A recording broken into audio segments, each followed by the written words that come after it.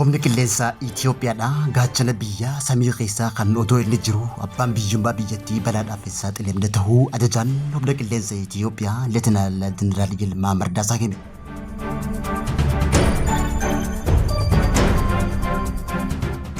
Mootummaan naannoo Tigraay labsii haarawaa seera addaa baasee lubbuun jiraachuu lammiilee ni mirkaneessaa jechuudhaan itti aanaan pirezidaantii naannoo Tigraay Obbo Amaanu'eel Asaffaa hime. Gama biraatiin ammoo qabsoo ittiin uummata Tigraay tan taate tan waggaa 70 sababa yaada mootummaa mormiteef hidhamuun dhaga'ame bal'inaan dhiyeesse. Pirezidaantiin biyya Masrii Abdul Fattah al-Siisii fi pirezidaantiin Yuunaayitid Arab Emireet Sheek Mohammed bin Zayed Al Nahyan waliigaltee dhiyeenya kana lola Iraan waliin taasifamaa jiru xumuruu fi Strait of Hormuzan deebisee banamuuf taasifame kan deeggaran ta'uu beeksisan.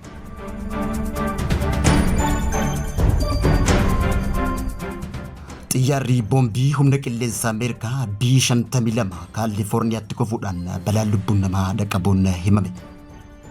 Daawwattootaa fi hordoftoota lammii miidiyaa nageenya keenya bakka jirtan maratti isin dhaqqabu. Kanneen amma isin dhageessifne hangafoota lammii miidiyaatii amma bal'ina oduutti aansa.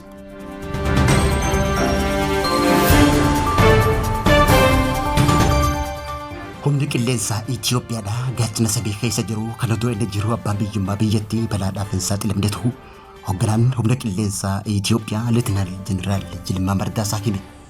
Humna qilleensa Itoophiyaa humna teekinooloojii ammayyaatiin ijaaramee fi kan hin mo'amne ta'uu kan ibse ajajaan olaanaan humna qilleensa Itoophiyaa Leetinaal Jeneraal Yilmaa Mardaasaa weerara alagaa fi shira baandaa irraa biyyattii eeguuf gaachana samii keessaatiin abbaan biyyummaa biyyattii balaadhaaf hin saaxilamne kan eegamu ta'uu ibsan. Jeneraal Yilmaa Mardaasaa ibsa kana kan kennan haala siyaasaa gaafa Afrikaa jiru ammaan tana wallabdee ji'opolitikaa Eertiraa Masrii fi Itoophiyaa irratti sochii waraanaa cimaan haafarfamaa jiru ilaalchisuun ibsa kana kenne. Leetinaal Jeneraal Yilmaa Mardaasaa ibsa keessatti akka jechuudhaan ibsatti waraana goota kan meeshaa fi leenjii teekinooloojiitiin guddate kan xiinsammuu cimaan ijaarame kan kabaja biyyaaf wareegama baasuuf qophaa'ee fi diina hamaa jilbiiffachiisuuf ijaaramee jiraachuu ibse. Kayyoon qophii lola humna qilleensaa inni jalqaba waraanni akka hin kaafamne gochuudha. Haa ta'uutii malee ammoo diinni filannoo nagaa tuffatee gara lolaatti yoo seene humna qilleensaa keenya humna amanamaa jiraachuu diina bara baraan balleessuu danda'u ta'uu isa qabatamaan mirkaneessinaa jechuudhaan ibsa cimaa yeroo waliin deemu kana kenneeti jira. Itti gaafatamummaan hoogganaa waraanaa inni jalqaba yeroo nagaa lolaaf waraana qopheessuu fi yeroo waraanni uumame injifannoo galmeessuu akka ta'e dubbachuudhaan biyyi tokko waraana goota kan leenjii ammayyaatiin gurmaa'e leenjii meeshaa teekinooloojii hidhatee fi dandeettii qabuun gara fuulduraatti tarkaanfachuu kan dandeessu ta'uu dubbate. Daddabarsa teekinooloojii sirna leenjii dijitaalaa fi teekinooloojiitii fi meeshaa waraanaa aaviyeeshinii ammayyaa waliin kan wal qabate misoomni dhaabbilee itti fufinsa qabu humna qilleensaa dhaabbatichaa naannicha keessatti humna hin mo'amnee fi amanamaa taasisuu isaa ibsee jira. Paayileetonni fi teeknishaanonni keenya jajjaboon samii Itoophiyaa dammaqinaan eegaa akka jiran Leetinaal Jeneraal Yilmaa Mardaasaa dubbatee jira. Dhaabbanni yeroo ammaa xiyyaaraa fi helikoophiteroota ammayyaatiin bobbii humna saffisaa fi dandeettii loojistiikii sadarkaa olaanaa ijaaraa akka jirus ibse.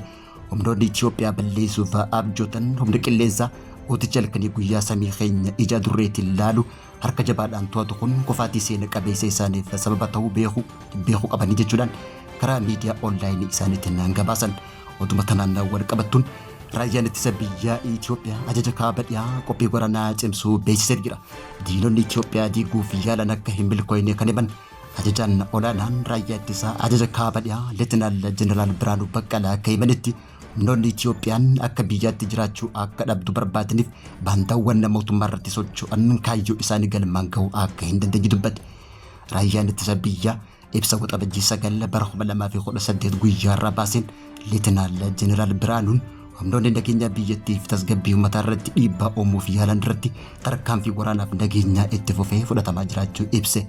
Akkasumallee haala nageenyaa yeroo ammaa jijjiirama naannawaa jiru irratti hundaa'uudhaan ajajni kaaba dhiyaa qophii waraanaa isaa yeroo kamuu caalaa cimsuun hojjechaa jiraachuu ibsanii naannichi humna qaamaaf qophii xiinsammuu miseensota waraanaa fooyyessuun dirqama heera mootummaa kabachiisuu keessatti gahee isaa baachuuf hojjechaa jiraachuullee hime.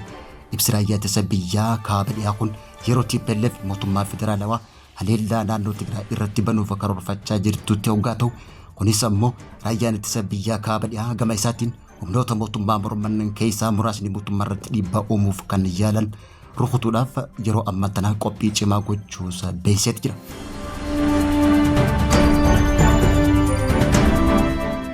Dhiyeenya kana guyyoota sadiin dura manni marii naannoo Tigraay fi seera haarawaa baasee labsii dhalataan Tigraay waraana Tigraayitti dabalamee loluu dide adabbii 10,000 hanga 50,000 akkasumallee kanneen waraana Tigraayitti dargaggoonni akka hin dabalamne gorsan kan waraana TPLF hin deeggarre kan waraana morman kamuu hidhaa waggaa 5 hanga 15 akka itti muramu manni marii naannoo Tigraay sagalee guutuun raggaasisuun ni yaadatama. Seerri kun seera naannolee Itoophiyaa biroo akkasumallee mootummaa federaalaa kan adda hoggaatu kana malees ammoo manni marii naannoo Tigraay kun Dabratsiyoon Gabra Mikaa'el ajajaa waliigalaa humna ittisaa Tigraay taasisuudhaan namoota ni yaadatama. Manni marii wixinee labsii seera haarawaa naannicha keessatti raggaasisen Dabratsiyoon Gabra Mikaa'el pirezidaantii bulchiinsa naannoo Tigraay nadattillee ajajaa waliigalaa humnoota waraanaa Tigraay taasisuudhaan mudan. Dabratsiyoon dura taa'aa TPLF fi pirezidaantii naannichaati. Haa ta'uutii malee ammoo manni marii seera haarawaa baaftiin ajaja waraanaas kenneet jira. Wixinee labsii seera lawa TPLF raggaasifte kun walumaa gala seera mootummaa Eertiraa wajjin kan wal fakkaatu hoggaa ta'u labsiin haaraan mootummaan naannoo Tigraay baasituun lubbuun jiraachuuf nageenya uummata Tigraay mirkaneessuuf akka jechuuti jechuudhaan itti aanaan pirezidaantii naannoo Tigraay obbo Amaanu'eel Asaffaa guyyaarraa dubbate. Aangoo bulchiinsa yeroo erga dhuunfateen booda pirezidaantii naannoo Tigraay katee Dabratsiyoon Gabra Mikaa'el mana marii naannoo Tigraay waliin ta'uudhaan seera Itoophiyaa keessatti hin baratamin seera waraanaa haarawaa diriirsuun labsuun ni beekama. Labsii kana laalchisee guyyaarraa qaamota haqaatiif nageenya naannichaa waliin magaalaa Maqaleetti marii taasifamaa ture. Haaluma kanaan itti aanaan pirezidaantiif itti gaafatamaan biiroo haqaa naannichaa obbo Amaanu'eel Asaffaa marii kanarratti qaamolee haqaaf nageenya godinaalee adda addaarraa dhufaniif ibsa kanneen haasawaa isaa keessatti itti aanaan pirezidaantii kun ibsiisa. Labsiin tun jireenya mirga uummataa eeguuf jechuudhaan dubbate. Haa ta'uutii malee ammoo mirga kana eeguuf seera barbaachisaa jechuudhaan obbo Amaanu'eel itti dabaluudhaan hayyoon labsii tanaa jiraachuuf nageenya uummata Tigraay ni mirkaneessinaa jechuudhaan mirgi namummaaf dimokiraasii uummata Tigraay balaa irra kan buune akkasumallee seera dandeettii qabnuun bu'aa qabeessa ta'een akka itti fayyadamnu ni dandeessisaa jechuudhaan ibse. Haa ta'uutii malee ammoo labsii haarawaa naannoo Tigraay keessatti baay'atan hordofuudhaan dubartiin ganna 76 tan TPLF keessatti qabsoodhaan beekamtu TPLF waan mormiteef jecha hidhamuun dhaga'ame. Aktiivistiin duraanii naannoo Tigraay Indaartaa irraa qabamuudhaan manguddoon ganna 76 Azehaa Hiluuf guyyaa 3 dura waa'ee hanqina haqaa bulchiinsa hamaa falaamaltummaa siyaasaa naannoo keessatti mudate ilaalchise gaafii deebii erga taasifteen booda hidhattoota wayyaanatiin butamte ukkaanfamte hidhamuun himame. Haati gootittiin tun jiraattuu aanaa 70 Indaartaa Yeelchaaldaa tan taate hoggaa ta'u erga to'atamteen booda ammoo eessa akka jirtu kan hin beekamin ta'uun ibsame. Akka odeeffannoon achi baatee ibsutti sababni isiin hidhamteef inni guddaan ijoollee maaliif gara waraanatti humnaan ooftan isaanis waamicha karaa nagaa dhiyeessan akka itti fayyadamanii fi mootummaan Tigraay siyaasaa isaa ammoo karaa nagaatiin taa'ee akka furachuu qabu erga dubbatteen booda mootummaa Tigraay mormitee jechuudhaan qabamtee butamtee eessa akka geeffamte kan hin beekamne ta'uun ibsame. Haala ji'oopolitikaa saffisaan jijjiiramaa jiru keessatti nageenya naannoof dantaa eeguuf biyyoota Arabaa jidduutti tumsi cimaan akka taasisan waan galame. Kunis kan labsame daawwannaa Sheek Mohammed bin Zayed waxabajjii 8 bara 2018 magaalaa Kaayirootti taasiseen hoggaa ta'u hooggantoonni lamaan marii biyyoota lamaanii guddina naannoo fi tumsa tarsiimoo irratti xiyyeeffatan mirkaneessuu ibsan. Biyyi Dubaay ammoo michuu Itoophiyaa hoggaa taatu guyyaarraa ammoo faallaa biyya michuu Itoophiyaa Masriitti daawwannaa taasisuun ibsame.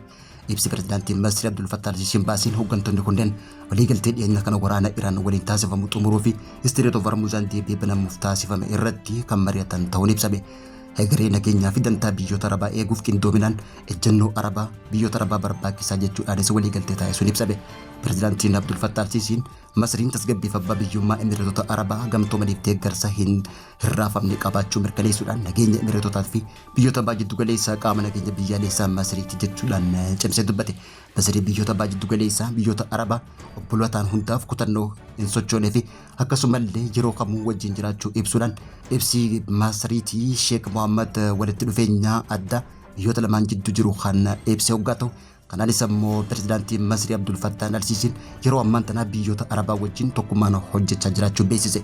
Walgahiin fuulaan fuulatti hooggantoonni biyyoota lamaanii wal argisuun taasifan kun daawwannaa waloo humnoota Masrii Yuunaayitid Arab Emireet hoggaa ta'u torbaan muraasa kanaan booda ammoo tumsi kun waraanaaf nageenya biyyoota lamaanii guddachaa dhufuun barbaachisaa ta'ullee dubbatan.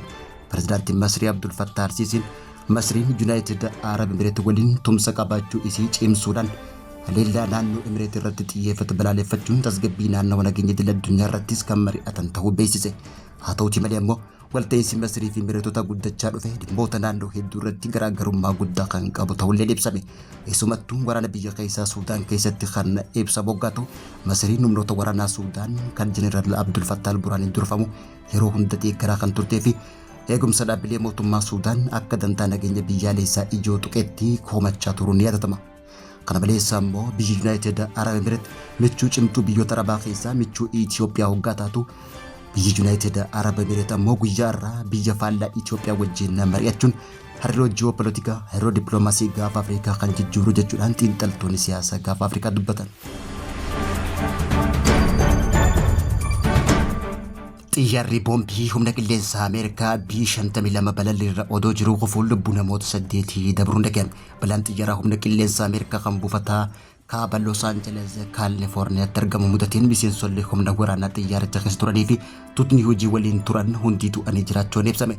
Xiyyaarri humna qilleensa Ameerikaa B-52 Straight Fortiners gammoojjii Kaalifoorniyaatti kufee loltootaaf garee hojii xiyyaaricha keessa turan hundi isaanii dhumuu qondaaltonni waraanaa Ameerikaa ibse. Xiyyaarri boombii fageenya dheeraa balali'uu kun wixata kaleessa ergama yaalii dilee irraa kan ture yoo ta'u buufata humna qilleensaa Edwards kan kaaba Los Angeles irraa gara kiiloomeetira 95 fagaatee argamu irratti erga ga'een booda yeroo muraasa booda kufuun caccabee jiraachuun ibsame. Koloneel James Hayes ibsa gaazexeessotaaf kenneen qorattoonni balaa kanarraa namni lubbuun hafe tokkolleen akka hin jirre mirkaneessanii jiraachuu beeksise. Koloneel James Hayes buufanni humna qilleensaa Edwards balaa suukanneessaa isa mudatee lammiilee Ameerikaa kabajaa fi ulfina biyyaaf jiraatan 8 dhabuu isaatti gadda qabaachuu dubbate. Koloneeltichi maatii fi firoottan loltoota balaa xiyyaaraa humna qilleensaa Ameerikaa mudatee lubbuun isaanii dabarte hundaaf jajjabina hawwate jira. Koloneel James Hayes xiyyaarri boombii guddichi balaa mudate kun xiyyaara balallii sagantaa raadaraa ammayyeessuu humna qilleensaa Ameerikaa deeggaru ta'ullee ibse. Hoomsi balaa xiyyaara humna qilleensaa Ameerikaa mudate kun hanga yeroo ammaatti maal akka ta'e kan hin baramin ta'uun ibsame. Qorannoon balaa kanaa guutumaan guututti yeroo ammaa tana qoratamaa jiraachuu fi qondaalli humna qilleensaa Ameerikaa kun ibsate jira. Daawwattootaa fi hordoftoota Lammii Miidiyaa irraa odeeffannoo teenya guyyaa guyyaan isin biraan geenyuun kan hanga ammaatti hordofaa turtanii odeeffannoo teenya kan birootiin hanga walitti deebinutti turtii gaarii.